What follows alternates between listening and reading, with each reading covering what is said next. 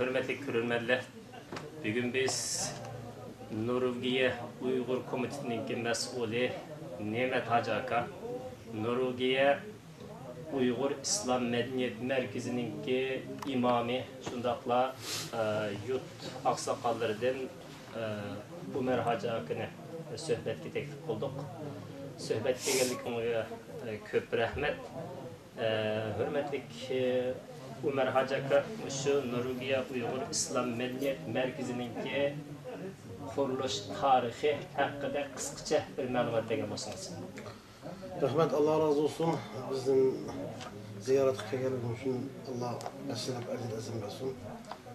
Euzubillahimineşşeytanirracim. Bismillahirrahmanirrahim. Emsana Allah'a olsun. Peygamber Muhammed Mustafa sallallahu aleyhi ve sellem olsun. Norvegiya Uyghur İslam Medeniyet Merkezi'nin 2012 yılında biz hükümetlik registre kılıp resmi tasdik ettik. Allah'ta bir yer tutmuş, Allah'ta bir vakit ötті. 2013 yılının ahırında bir camini teyyalıp, şeyini kira cami açtık. 2 yıl cami etti.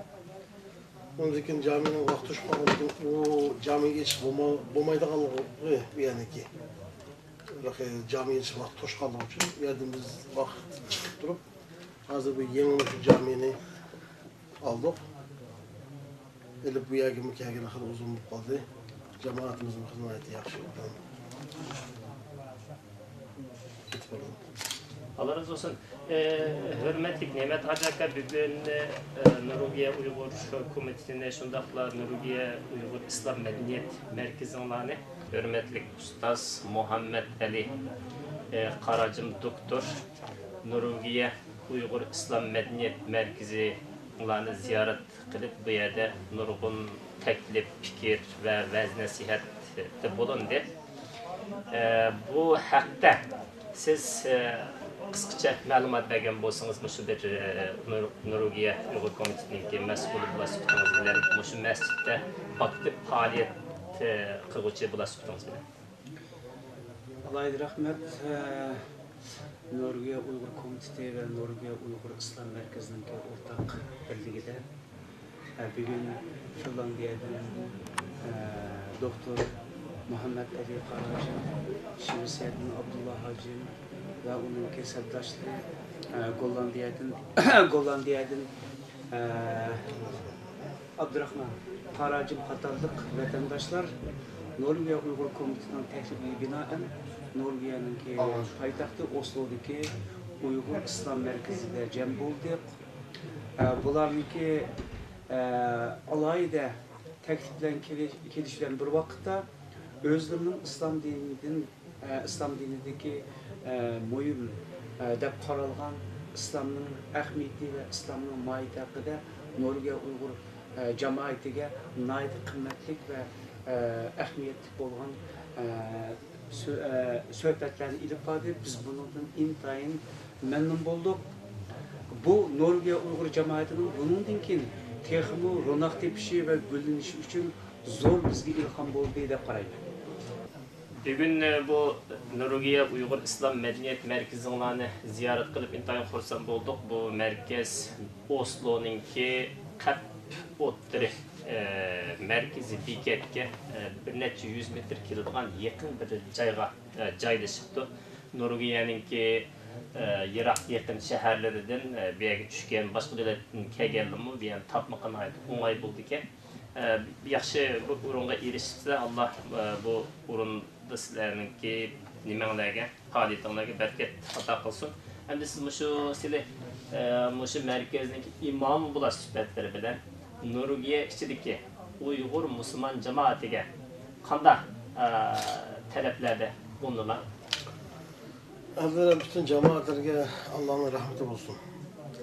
Yerimiz nayet yaxşı. Bizdeki bu yerde maddi cihetten hiç qanday bir sıkıntımız yok. Manevi huzur yok. Onun için bizdeki Allah yüzünün kadar şükür bizdeki talimimizge bundan tapmak tez. Bulup mu şehir merkezde İslami hem mescidki rahat bundan tapmak bekleriz. Biz Allah'ın rızkı bir yani aldık. Ama cemaatimiz hazır biz ana tilini başladık, dinli dersini uzaklamayı başlaş aldı da. Bütün ölçülerdeki mesela Uygurlar hemisi ballarını ekilip bizim din dersimizge ana til dersi katlaşışını. Eğer Oslo Cerrahya olsa hazır hem yerde küçük şehirlerden meşit var. Hiç bulmağında ana tilini okutamam tadırımı dinli okutuş için ballarını şeye apırıp yüzümüzdeki dinni terbiyeleşti, çın tutuşunu. Mümkün kadar cerrah yakın kirip katnaslıkım yaxşı. Bizim planımız hazır bir okuşunu başlar resmileştirip alsak, yüzümüz camiden bir maşin edip cerrah yakındaki ballarını ekilip okutup yeni apırıp burada olmadan bir programımız var inşallah. Şununla biz niyetleniyatımız Allah şunu ihtiyacı getirsin. Cemaat Allah'ın izniyle şükür hemiz itibak, nayet yaxşı, ondan git bardı. Bunun kadar düşenmezlikten bazı bir hatalıklı boğan. Hem işin başlanışında bu işler bulundu ki hazır hem de biraz red küçüştü. Hem cihetimiz hatırlayacağım Allah'ın izniyle şükür. Cemaatimizdeki Usta okulu kelse, merkez zaten bu yani biliyordu hemeden bu çok. Her kandak ben Uygur diyenler adam olsa, Uygur emez, Müslümanlı olsa kip namaz okup kesse vurdu.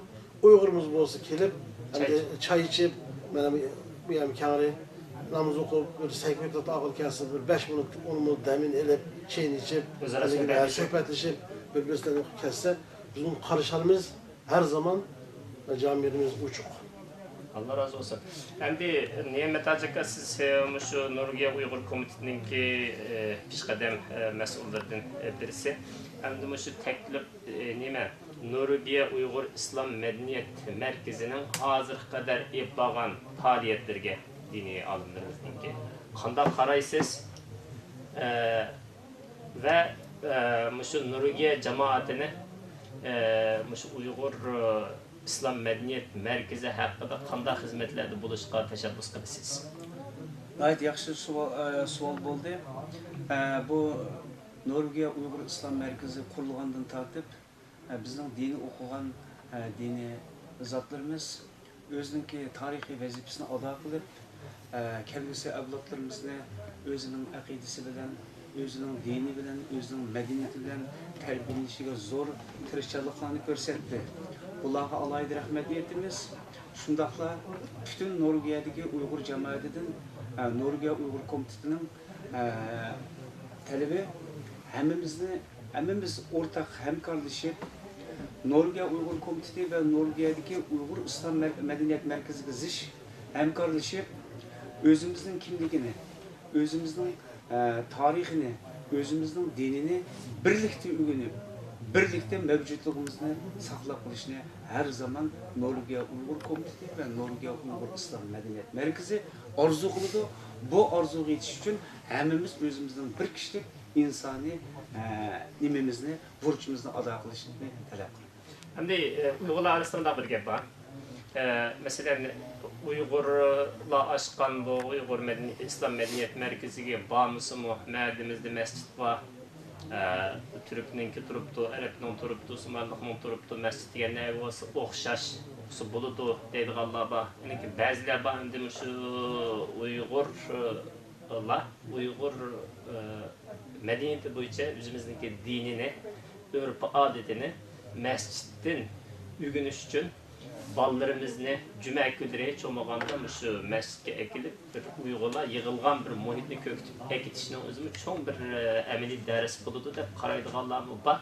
Shu ikki xil qarashdagi iqlimdagi shu kishilarga siz qanday tavsiyalarda bo'lasiz? Mening tavsiyalarim her zaman özümüzün milleti bilen birlikte okugan bu en evzel. Her kandak milletin özüge has bir milli alayligi, milli örf adeti buludu. Ve dini akidesi bu her bir milletin özüge has buludu. Şuna başka milletlerin bilen meyli dinini okusun, meyli başka bilimlerini alsın ama özünün milleti bile okugandan iziz olmaydı. Özünün tili bilen, özünün ana tili bilen, özünün tilini ve özünün dinini okusa bunun Düşünüşünüzü yuqori bo'lamdi. Tushunishi bak yuqori bo'ladi. Masalan, hozir bizningki ilgari Ömer Hacimmo shu milliy kurashdagi turklarning bolalarga uzun yil diniy dars berib kelgan bir bunday aytganda o'lim hacim. Ammo keyingi vaqtlarda bu bizning bolalarımızmı bu bilimni berdi. Hozir shunda bir farq bor. Deydikin hozir berayotgan Diyanet gapiryotdi. Shunaqa 10 necha Uyg'ur ota-ona bolalarini Diyanetnikiga gapiryotdi. Nima gapiryotdi deganda din o'qish uchun. Endi mening orzuyum shu Diyanetda o'qiyotgan bolalarga bizning din o'qigan Ömer Hacim, Atavullam, Turg'un Qarim qatorliq diniy shu erboblar mushu o'zimizning ona tili bilan bu islom dinini bersa, buning unumi texmi go'zal, texmi yaxshi bo'ldi deb qarayman. Cho'qim mening o'zimning millatining abaydan doktorlar aytib o'tdi, har bir millatdan Ömer Hacimni Alloh taolo bizga Norvegiyaga tashlagan. Atavullarni Norvegiya. Bular o'zlarining mana o'qigan mushu esil bilimlarini o'zining xalqiga yetkazish va insoniy va Allohning oldidagi majburiyat. Tarixiy vazifasi.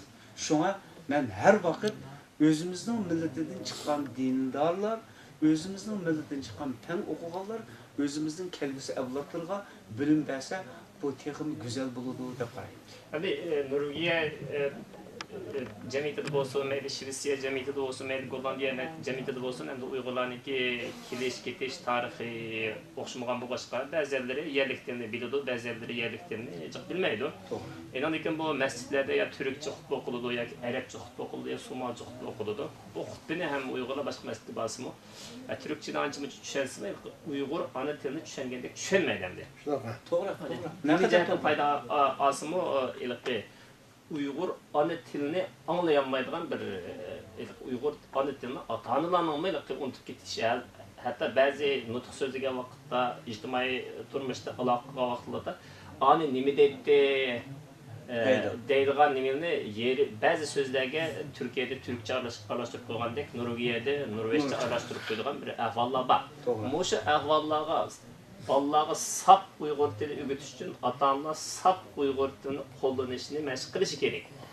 Mushu nuqtani elib aytganda, ota-onalar cho'qim shu Uyg'urlar ochgan Uyg'urcha xutba yangrayotgan masjidlarda xutba anglasa, bir jihatdan dinini saqlash bilan birga, dinidan ta'lim olish bilan birga ona tilini qo'llanib, anglab mashq qilishga foydasi bor.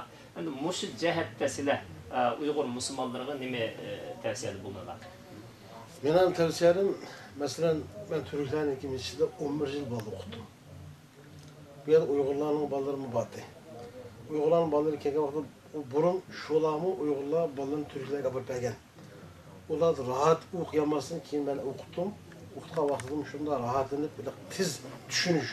Mesela İslam'daki akideleri, tevhid meselesinde, namazdaki kaydeleri, İslam'ın şartları, bunlar Türkçeni bek bilpilamadık. Norveç sözler pesimi, 12 inç yeni bilmegendeki kılıntı. Hani Uygur balalar birbirisinden söz düşüp, hem bu til ravan çıkıdığan ver, ikincinin birbirisinden uçuruşup bula. Dostçuluğan, mesela Şem yaşamı kaçan kilidi o. Biz basak oldu, falan yedim, dostum kiletti, şu derecede boğan. Keyin Allah'ta o meniki salomatligim yaxshi bo'lganligi uchun undan to'xtab qoldim. U bolalarni asosda tarqab ketdi. Hozir endi salomatim yaxshi bo'lmay, bu jamiga men dars boshlab olmadim. Biz darsni boshlagandan keyin bolalar keldi. Endi biz o'qitamiz. Ammo ota-onalar davatida, masalan, siz kelsangiz bolalarni ekipasiya bo'ldi deb. Haqiqatan uni kutyapmiz. Uni inshaalloh har qanday Uyg'urlarniki o'zimizningki tilini o'qitganimiz yaxshi. Masalan, turklar hech qachon ko'rklarning tilini o'qitmaydi. Arablarnikini o'qitmaydi. Jiroq 100 kilometr, 200 kilometr ya bo'lsa-mu, ota-ona shuni g'ayrat qilib akilib o'qitdi. Nima uchun? Bu yerda til muhim. Va ba'zi ota-onalar dedim, "Voy, shu norveçcha so'zlasa, qo'shiladi ekanda, u ahmoqlik." Qattiq ahmoqlik. Biz her zaman o'zimizning til so'zlashimiz kerak. Uydimi? Bolalarga til so'zlagan vaqtida bolalarım Uyg'urcha gapiringlar, Norveçcha gapirmanglar. Hozir bizim bu camiga ana tiliga bolalar kelyapti. Bolalar shunda qo'shadi. Yana bolalar kelyapti. Qachon sham yaksham kun bo'ladi shu darajada. Vallahi bir yer birbirine tanıştığı kişi, dostluğu, fikir anlaştığı anladığın hem o ayarlarımız anılarındaki birbirine uçuşu bu hemisi manevi uzun. Avrupa'daki insanlarındaki hemisi maddi cihetten rahat ama manevi uzluk ihtiyacı var. Onun için vallahi tehima. Biz vallahi hepsi de uçuşturup, anılarımı uçuşup, fikir anlaştırıp vallahi kısa hem cihetin yaxşı. Bütün tavsiyelerim her kadar vaktimizde hem de mesela 5-6 kilometre uyardık demeyim mi? Bu Öpçer'deki 50 kilometre etrafındaki yer olsa mümkün kadar. Vallahi kirliğini oylap, hoş balam anetini unutup ketmişsin. Uygulardan jiraklaşıp ketmişsin der. Balası köyse, hakikaten yürüdün. Mesela balası bir yerden vursa demiş ki benim balam vurdu deyip açık girdi. Sözünü bilip ettim. Hazır sözünü Nimet Hacı akamga imiklaydı. Sizler bir yerde dini ders bir istemezler. Uygur ana tili bir istemezler. Hem de bu Ömer Hacı akam dep ötti. Norvegiya Tağlıq rayon Uygurlar tarqaq yaşagan. Bazı Uygurlar tahminen Oslo'dan 500 kilometre, 700 kilometre yiraklıkta yaşaydı. Ularninki bu aile terbiyesinden başka Uygur dilini ügütüdüğün bir muhit yok. Hem de şu ana tili ügütüvatkanlar mescitte. Şu musabılık ders, yani kompüter teknikisinden faydalanıp, Irak'ta yaşavatkan ata-analarınki bala kıldırgan kompüter tor arkalık bir Uygur dili dersi birip tor arkalık yetekleş işlerine bana bir yol koyaş planına bağımlı yak yol koydunlar mı? Anlasak bu Norvegiye'de şu kompüter teknikiste yukur okugan teknikanlar varken, muallimler varken, sizler muşlar bilen bir hemkarlaşıp şu Irak kışlak rayonlarda oturuvatkan ailelerinin bala vakısıga tor texnikasidan foydalanib bir bilim berish nima to'g'ri o'yinni baqdinglarmi? Bizning bu planimizni oldimizda qilmoqchi. Sizningki so'ragan savolingiz nihoyatda muhim. Men bunga tamamen qo'shilaman. Biz bu ana til o'qishni boshlag'ili hozir hisobda 5 oy bo'ldi. Nihoyat yaxshi ketib bordi.